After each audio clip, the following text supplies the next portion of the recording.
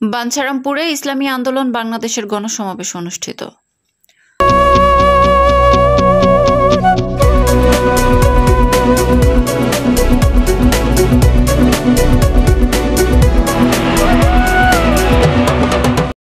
আসসালামু আলাইকুম। এডিপি বাংলার সংবাদে সবাইকে স্বাগত জানাচ্ছি। আমি সুমা আহমেদ। বাঞ্ছারামপুর থেকে শফিকুল ইসলামের পাঠানো তথ্যচিত্রে দেখুন বিস্তারিত। ব্রাহ্মণবাড়িয়ার বাঞ্ছারামপুর উপজেলায় ইসলামী আন্দোলন বাংলাদেশের এক বিশাল গণসমাবেশ অনুষ্ঠিত হয়েছে। শনিবার দুপুর 2 ঘটিকায় উপজেলার বড় বাজার মাঠ প্রাঙ্গণে এ সমাবেশে অনুষ্ঠিত হয়। ইসলামী আন্দোলন বাংলাদেশ বাঞ্ছারামপুর উপজেলা শাখার সভাপতি মাওলানা মোহাম্মদ শামসুল হক এর সভাপতিত্বে প্রধান অতিথি হিসেবে উপস্থিত ছিলেন ইসলামী আন্দোলন বাংলাদেশের আমির ও পীর সাহেব চরমনাই মুফতি সৈয়দ মোহাম্মদ রেজাউল করিম।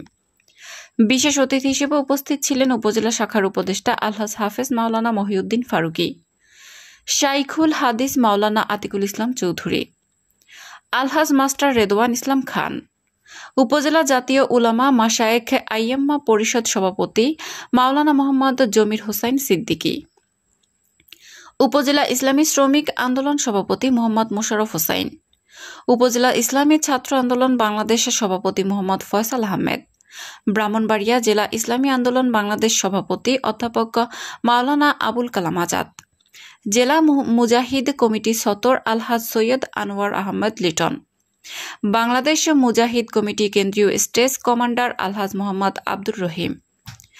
সমাবেশে বক্তারা দেশে প্রয়োজনীয় সংস্কার, গণহত্যার বিচার ও আন্তর্জাতিক প্রতিনিধিত্ব পদ্ধতিতে নির্বাচন ব্যবস্থা চালুর দাবি জানান।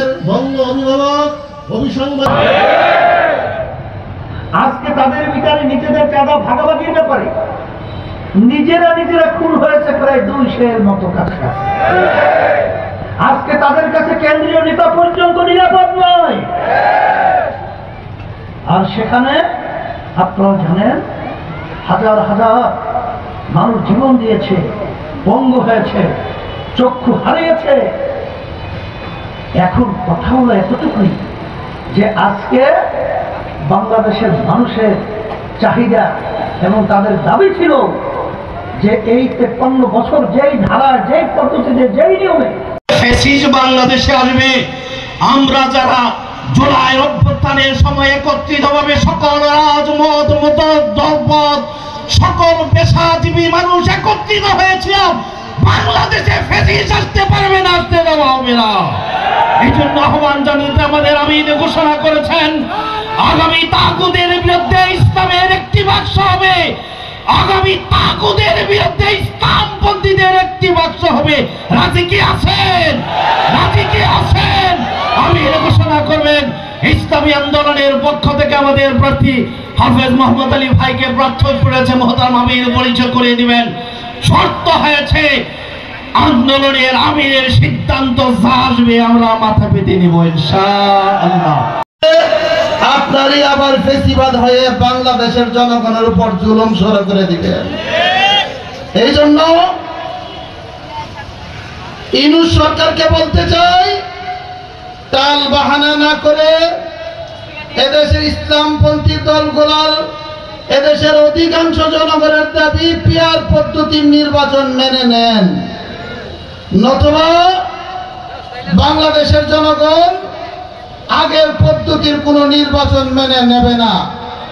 আগামী দিনে আমাদের মুহতারাম আমির যে কোনো সংগ্রাম, যে কোনো আন্দোলনের আহ্বান করবে, আমরা আমাদের জানমাল দিয়ে সেই আহ্বান বাস্তবায়ন করবো ইনশাআল্লাহ। আপনাদেরকে আগামী নির্বাচনে ইসলামপন্থীর পক্ষ থেকে একটি বাক্স হবে ইনশাআল্লাহ। আপনারা সকলে প্রস্তুত থাকেন, সকলে পরিশ্রম করেন, পাড়া মহল্লায় গিয়ে যার যার জায়গা থেকে আমাদের দেশকে সন্ত্রাস থেকে বাঁচানোর জন্য, চাঁদাবাজ থেকে বাঁচানোর জন্য, আমাদের বাংলাদেশকে সুখ শান্তি সমৃদ্ধশালী করার জন্য, আমাদের বাংলাদেশকে বিশ্বের দরবারে মাথা উঁচু করে জানার জন্য, সুন্দর একটি সুন্দর সফল বাংলাদেশ হওয়ার জন্য আগামীতে ইসলামের কোনো বিকল্প নেই। সুতরাং এই লক্ষ্য নিয়ে পীর সাহেব চরমনাই ঐতিহাসিক ঘোষণা দিয়েছেন, ঐক্যের মহাকাণ্ডারের রূপে ঘোষণা আবির্ভূত হয়েছেন। আসেন আমরা সকল দলমত উপেক্ষা করে আগামীতে আমাদের এই থানা বাঁচানোর জন্য, জেলার দেশ বাঁচানোর জন্য বিশ্বাস আহ্বানে সারা দিয়ে ইসলামের পক্ষে হাত কাটা ভোট দেবো, ইসলামপন্থীর পক্ষে যেই মার্কাটাকে ভোট দেবো এই আশা ব্যক্ত করে সকল ধন্যবাদ।